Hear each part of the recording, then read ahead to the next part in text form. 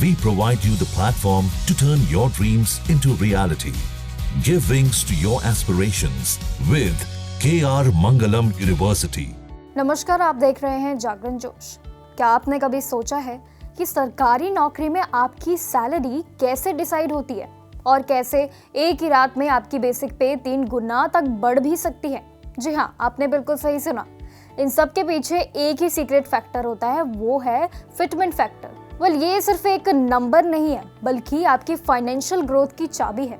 तो चलिए जानते हैं कि आखिर क्या है ये फिटमेंट फैक्टर और कैसे ये आपकी सैलरी पर सीधे असर डाल सकता है। सेंट्रल गवर्नमेंट के एम्प्लॉयज और पेंशनरीज सभी 8 पे कमीशन का बेसब्री से इंतजार कर रहे हैं, क्योंकि इसमें उनकी सैलरी और पेंशन में काफी बदलाव आएगा इस बार।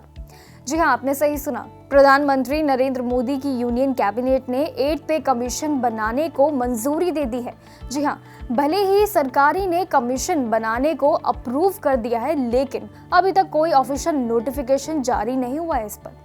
आमतौर पर हर 10 साल में बनने वाले ये पे कमीशन जो है फिटमेंट फैक्टर के आधार पर ही सैलरीज और साथ ही अलाउंसेस को रिवाइज भी किया जाता है। वहीं फिटमेंट फैक्टर एक मल्टीप्लायर है जो गवर्नमेंट एम्प्लॉयज की बेसिक पे को बढ़ाने यानी कि बदलने के लिए भी यूज किया जाता है, ताकि अलग अलग पोस्ट पर फेयर सैलरी भी उनको मिल सके। एम्बेड कैपिटल की रिपोर्ट के हिसाब से अगर हम बात करें तो 8 पे कमीशन में फिटमेंट फैक्टर जो है 1.83 से 2.46 के बीच में भी हो सकता है।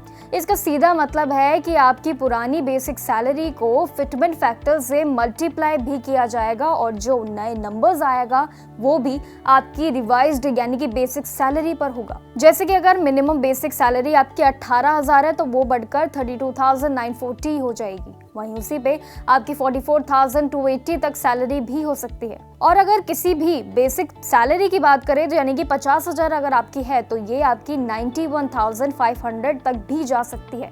वहीं साथ ही ये 1.23 लाख तक भी जा सकती है। तो फिटमेंट फैक्टर आपकी नई सैलरी डिसाइड करने में बहुत ही जरूरी एक रोल प्ले करता है। साथ ही सैलरीज, पेंशन और अलाउंसेस की बात करें तो उसमें पे कमीशन के थ्रू फिटमेंट फैक्टर का यूज करके रिवाइज भी किया जाता है। ये एक बहुत ही इम्पोर्टेंट मल्टीप्लायर है जो गवर्नमेंट एम्प्लॉयज की सैलरीज और साथ ही पेंशन्स को डिसाइड भी करता है। वहीं फिटमेंट फैक्टर के कई चीजों को ध्यान में रखते हुए अगर हम बात करें तो इसमें ये सेट भी किया जाता है कि सब चीजें एकदम परफेक्ट हो।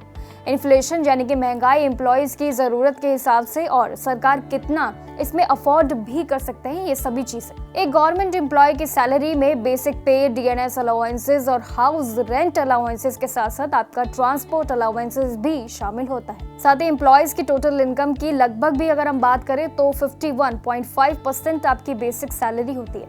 वहीं डीए यानी कि डीएनएस अलाउंसेस के हिसाब से 30.9% है, एचआरए के हिसाब से 15.4 है। वहीं ट्रैवल अलाउंसेस के अराउंड जो है 2.2% इसमें कंट्रीब्यूट किया जाता है। 8 पे कमीशन से करीब इसमें 50 लाख तक यानी कि सेंट्रल गवर्नमेंट एम्प्लॉयज, जिसमें डिफेंस पर्सनल भी शामिल होते हैं। और साथ ही फायदे की बात करें तो इसमें होने वाले सभी फायदों की उम्मीद भी है। बस इस रिवीजन के बाद जो है ये लगभग 65 लाख सेंट्रल गवर्नमेंट पेंशनरीज, जिसमें डिफेंस के रिटायर्स भी शामिल हो सकते हैं। वहीं आपको बता दें इसमें काफी लाभ जो है मिलने की अपेक्षा भी है। ये 8वें आयोग में फिटमेंट फैक्टर एक मल्टीप्लायर है, यानी कि ये वो नंबर है जिसमें आपकी मौजूदा बेसिक सैलरी को गुना यानी कि मल्टीप्लाई करके अपना बेसिक जो है सैलरी को तय किया जाता है। वहीं आसान भाषा में अगर हम बात करें तो ये तय करता है कि आपकी सैलरी कितनी बढ़ेगी और जितना ज्यादा फिटमेंट फैक्टर होगा उतना ही आपका ज्यादा सैलरी पैकेज भी बनेगा। तो ये था फिटमेंट फैक्टर का एक पूरा ब्रीफ। आपका इस बारे में क्या कहना है? कि आप इन सभी डिसीजन के साथ सहमत हैं? हमें कमेंट सेक्शन में जरूर बताइएगा। टिल देन कीप वॉचिंग जागरण जोश।